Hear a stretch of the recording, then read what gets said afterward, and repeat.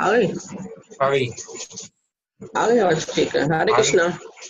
हाँ, इस जन्म में या अगले जन्म में भी अवश्य होना है, क्योंकि तेरे पिता मेरे मित्र था, इसलिए तुझको श्राप नहीं देता हूँ। तू बालक अपने शुभ और अशुभ को नहीं पहचानती, तेरा कल्याण हो। मैं तो नारायण की सेवा में जाता हूँ। श्री कृष्ण कहने लगे कि ऐसा कहकर वह माँ क्रोधी तपस्वी मुनि झटपट चले गए, और उसी क्षण वह कन्या पुरुषोत्तम के अनादर से क्रांतिहीन हो गई और अपने मन में विचार करने लगी कि तत्काल फल देने वाला पार्वती पति श्री शंकर की आराधना करूंगी। ऐसा निश्चय कर अपने आश्रम में महान तप करने को इच्छा करने लगी। सूत जी बोले कि वह बाला प्रबल मुनि से वचनों से निंदित तथा बहुत फल वाले विष्णु और ब्रह्मा को छोड़ अपने वन आश्रम में केवल शंकर की सेवा करने लगी। 11वां अध्याय बोलो। हाँ।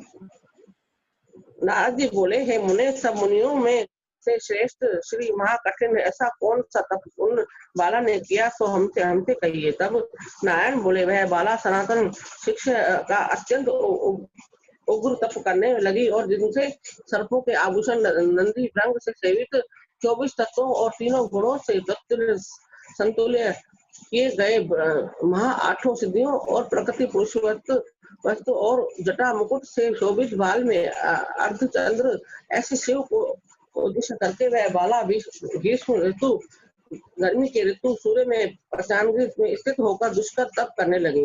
हेमंत तथा ऋतु में ठंडे जल से स्थित मुख्य जल के ऊपर और इस तरह दिखाई देता रहा जैसे कमल शोभ्यमान होता है।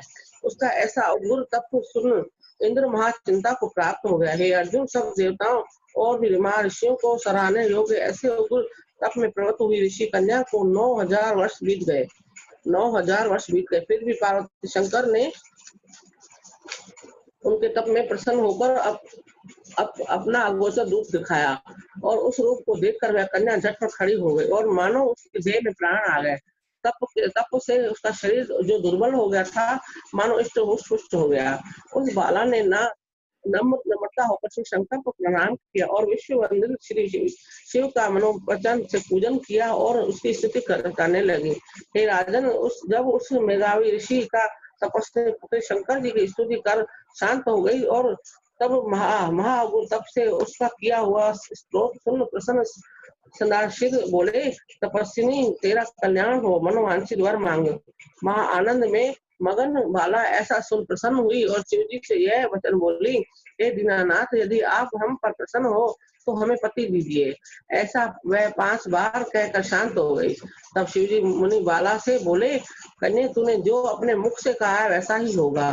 तूने 5 बार पति मांगा है, तो हे बाला, तेरे 5 पति होंगे। कृष्ण कहने लगे, शिव के ऐसे अनंत वचन सुनकर वह बाला बोली, हे सदाशिव, एक स्त्री का एक ही पति हो सकता है, कहीं भी 5 एक ही पति, कहीं भी 5 स्त्री पति वाली न देखी न सुनी। एक पुरुष 5 स्त्री को हो सकती है, मैं 5 पतियों की वाली कैसे कहूंगी? आपको ऐसा कहना योग्य नहीं है। हे प्रभु, ऐसा वरदान देने से आपको ही लज्जा होगी। उस बाला ने ऐसे वचन सुनकर शिव जी से बोले कि इस जन्म में नहीं, अगले जन्म में होंगे। वहाँ तू तपोबल में योनि से उत्पन्न नहीं होगी, और वहाँ भर्ता से उत्पन्न सुख को प्राप्त हो, परमानंद को प्राप्त होगी। दुर्वासा मेरे इस रूप है, दुर्वासा मेरा ही रूप है। तूने उनका तिरस्कार किया है। यहाँ दुर्वासा को ज्ञान हो जाए तो तीनों लोगों को जला देते हैं। देवे, तूने अत्यंत ब्रह्मातेज का तिरस्कार किया है। तूने भगवान के प्रिय पुरुषोत्तम मास का व्रत नहीं किया, जिसे श्री कृष्ण ने सब ऐश्वर्य सौंप दिया।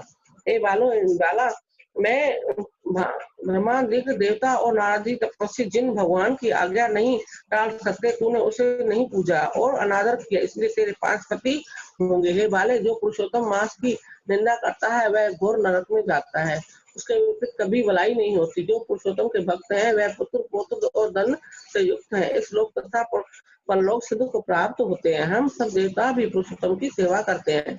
इस तरह कहकर महादेव अंतर ध्यान हो गए। तब वह बाला चकित रह गई। सूची बोले, हे ऋषियों, सदाशिव के अंतर ध्यान होने से वह बाला भी चिंतित हो गई। बोलो गुरुदेव भगवान की जय। पढ़ो हाँ, बस।